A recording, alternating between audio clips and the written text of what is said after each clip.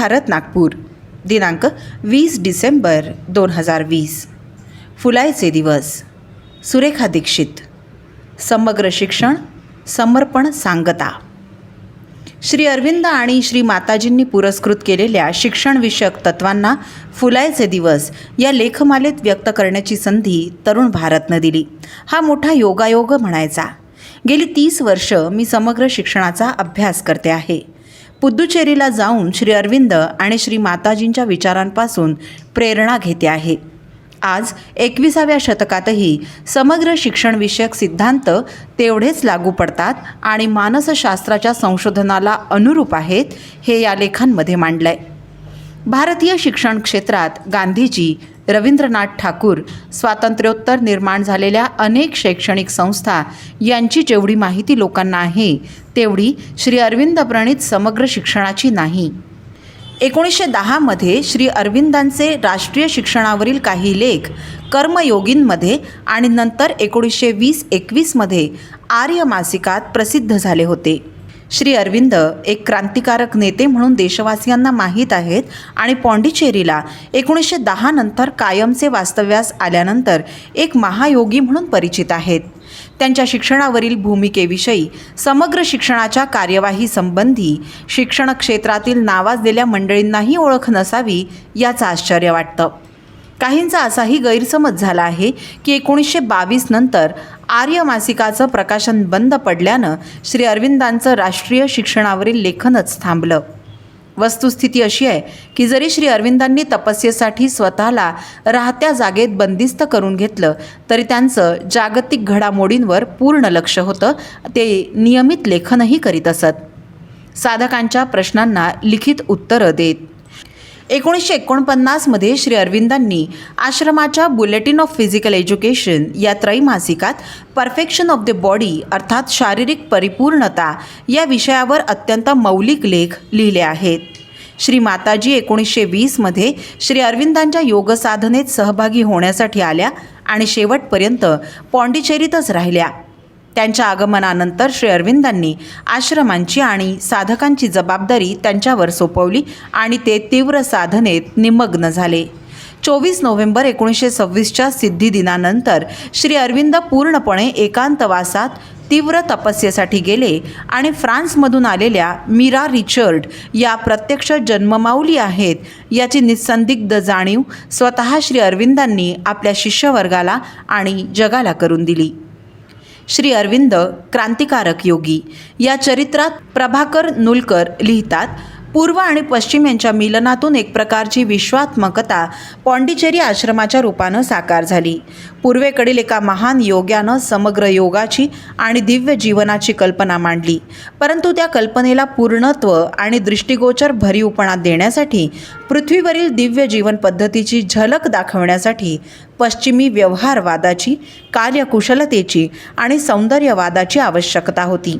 श्री माताजींकडून त्याची पूर्तता झाली. श्री अरविंद आणि श्री माताजी यांच्यात केवळ परस्पर पूरक सहकार्यच नव्हतं तर एकत्वाची अनुभूतीही होती. पॉंडिचेरीला येण्याआधी श्री माताजींचं जपानमध्ये 4 वर्ष वास्तव्य होतं. तिथे काही नागरिकांशी त्यांचा घनिष्ठ संबंध आला होता. त्यापैकी एक श्री ओखावा माताजींबद्दल म्हणतात, पर्वतांनाही हलवू शकेल अशी इच्छाशक्ती तिच्या ठिकाणी होती. तलवारीच्या पात्यासारखी तीक्ष्ण बुद्धी, विचार स्फटिकासारखे पारदर्शक आणि निश्चय वटवृक्षाच्या मुळापेक्षाही दृढ आणि खंबीर होता. तिचं अंतरंग सागरासारखं खोल होतं, परंतु बुद्धीच्या ओळंब्यानं त्याची खोली मोजता येण्यासारखी नव्हती. ती कलावंत होती, चित्रकार होती. अलौकिक सौंदर्यानं विनटलेली चित्र ती काढीत असे. ती संगीततज्ज्ञ होती, ती शास्त्रज्ञ होती. पृथ्वी आणि स्वर्ग यांची एक नवीन मांडणी तिनं केली होती. विश्वोत्पत्तीचं एक नवीन शास्त्र तिनं बसवलं होतं. श्री माताजींनी आश्रमात सुसूत्रता आणि शिस्त आणली. जसजसे भारत आणि अन्य देशातील लोक आश्रमात साधनेसाठी येऊ लागले तसतशा भौतिक गरजाही वाढत गेल्या. सर्व बाबींचं नियोजन करून प्रगती साधणं श्री माताजींच्या दूरदृष्टीमुळे शक्य झालं. सहपरिवार येणाऱ्या साधकांची संख्या वाढली तशी त्यांच्या मुलांना शिक्षण देण्याची गरज भासू लागली. 1944 श्री माताजींनी सर्व मुलांना एकत्र करून त्यांच्यासाठी शिक्षणाची व्यवस्था सुरू केली. तेथील साधकच मुलांना शिकवू लागले. त्यावेळी शाळेत 4 ते 16 वर्षांपर्यंतची सगळी मिळून 20 ते 25 मुलं होती. सकाळी 7:30 ते 11 वाजेपर्यंत वर्ग भरत आणि संध्याकाळी मुलं खेळायला येत. वयाप्रमाणे मुलांचे गट करून खेळ आणि व्यायाम प्रकार घेतले जात. सुरुवातीच्या दिवसात माताजी नियमित क्रीडांगणावर येत. त्या उत्तम टेनिस खेळत. त्यांच्या उपस्थितीमुळे मुलांना प्रेरणा मिळत असे. शिस्त, वक्तशीरपणा, तपशील, हजेरी आदींविषयी त्या आग्रही होत्या. पॉंडिचेरी फ्रेंच वसाहत असल्यानं तिथल्या शाळांमधून फ्रेंच माध्यमातून शिकावं लागायचं. आश्रमाच्या शाळेतील मुलांनी श्री माताजींना विनंती केली की त्यांनाही फ्रेंच शिकायचं आहे. त्यांनी ती आनंदानं स्वीकारली. त्या स्वतः मुलांशी फ्रेंचमधून बोलत. आठवड्यातून 3 दिवस त्या मुलांना फ्रेंच शिकवीत. किती भाग्यवान असतील ही मुलं ज्यांना एवढ्या मोठ्या आध्यात्मिक गुरूंनी स्वतः शिक्षणाचे धडे शिकवले. श्री अरविंदांच्या समग्र शिक्षणावरील विचारांना मूर्तरूप देण्याचं कार्य श्री माताजींनी केलं. 1951 श्री अरविंद आंतरराष्ट्रीय शिक्षण केंद्र औपचारिकपणे सुरू झालं. श्री माताजींनी मुलांच्या व्यक्तिमत्व विकासाच्या निरनिराळ्या पैलूंवर खूप व्यावहारिक आणि तितकंच मौलिक मार्गदर्शन केलं आहे. ते सर्व प्रश्नोत्तराच्या रूपात उपलब्ध आहे. पालकांना आणि शिक्षकांना दैनंदिन जीवनात मुलांच्या संगोपनात येणाऱ्या निरनिराळ्या अडचणींना कसं दूर करायचं यासंबंधी सविस्तर माहिती यात मिळू शकते. भावनिक आवेगांवर कसं नियंत्रण मिळवायचं, उत्तम चारित्र्यासाठी कोणत्या मूल्यांची रुजवण करायची, चांगल्या सवयी कशा जोपासायच्या, आंतरात्मिक विकासासाठी वयानुरूप कसं उपक्रम द्यायचे या संदर्भातील त्यांचं मार्गदर्शन आजही तेवढंच उपयोगी आहे. आश्रमाच्या शिक्षण केंद्रातील समग्र शिक्षणावरील प्रयोगांचं अनुसरण अनेक शिक्षणप्रेमी करतात. समग्र शिक्षणावर आधारित बऱ्याच शाळा देशभरात सुरू आहेत. पुद्दुचेरी स्थित श्री अरविंद सोसायटीतर्फे दरवर्षी शिक्षकांसाठी मे महिन्यात शिबिर घेतलं जातं. तारा दिदींच्या दिल्लीच्या मीरांबिका शाळेबद्दल मागे लिहिलं होतं. त्यांच्या कामाबद्दल फॅब्रिक दिनी हे प्रयोगशील शिक्षण तज्ज्ञ त्यांच्या ग्रोथ अँड ब्लॉसमिंग या पुस्तकात लिहितात. The Mirambika school applies the principles of integral education and can accommodate 40 pupils. As a result of its extraordinary impact on children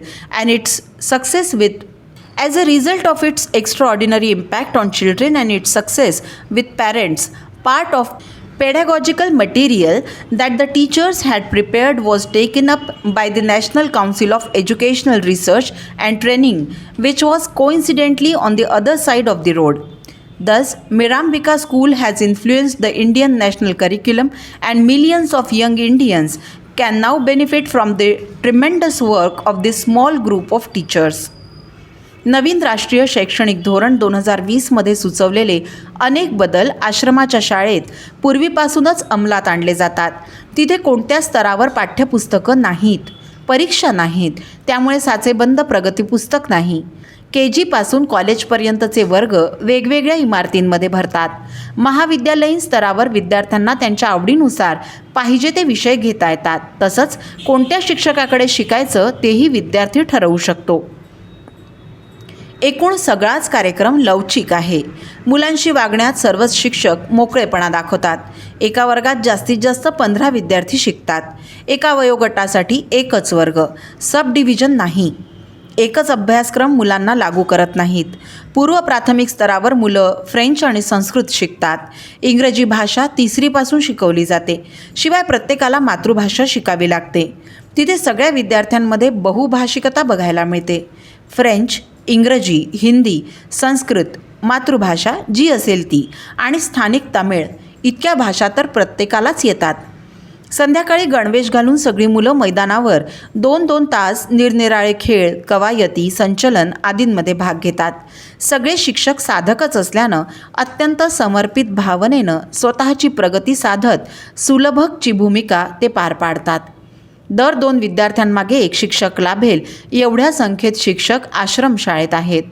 शिक्षण क्षेत्रात एवढी मोलाची भर घालणाऱ्या श्री माताजींचं योगदान सर्वांपुढे आणावं या हेतूनं ही लेखमाला लिहिली. याद्वारे श्री अरविंद आणि श्री माताजींच्या समग्र शिक्षण प्रणालीची ओळख वाचकांना करून देण्याचा माझा प्रयत्न होता. श्री अरविंद आश्रम किंवा शाळेत प्रथमदर्शनी लोकांना सर्व वातावरण आधुनिक दिसतं, परंतु सूक्ष्म निरीक्षण केलं तर प्रत्येकजण आपापल्या परीनं आणि गतीनं संपूर्ण योगाची साधना करीत निहित कर्तव्य पार पाडताना दिसतात. सर्वच जण आपल्यामध्ये जी गुणवत्ता आहे तिचा लाभ आश्रम व्यवस्थेला कसा होईल यासाठी प्रयत्न करतात. मलाही शिक्षण क्षेत्रात काही नवीन करून बघण्याची, अभिनव कल्पना राबवण्याची संधी मिळाली. शिक्षणाद्वारे कृण्वन्तो विश्वमार्यम साध्य करायचं असेल तर सर्वांमध्ये आध्यात्मिक जागृती करायला हवी. सुरुवात स्वतःपासून करायला पाहिजे. 25 लेखांची सांगता या लेखाद्वारे होते आहे. यातून काही दिशा मिळाली तर त्याचं सर्व श्रेय श्री अरविंद आणि श्री माताजींच्या चरणी समर्पित करून विराम घेते. शेवटी संपूर्ण समर्पण करून स्वतःला ईश्वराच्या अधीन करणं ही श्री अरविंदांच्या योगाची गुरुकिल्ली आहे, एवढंच सांगेन. फुलायचे दिवस या लेखमालेतील सुरेखा दीक्षित यांचा हा लेख आपण tarunbharat.net या संकेतस्थळावरही ऐकू शकता. असे अभ्यासपूर्ण लेख ऐकण्यासाठी तरुण भारतच्या यूट्यूब चॅनलला लगेच सबस्क्राईब करा, लाईक करा आणि शेअरही नक्की करा. धन्यवाद.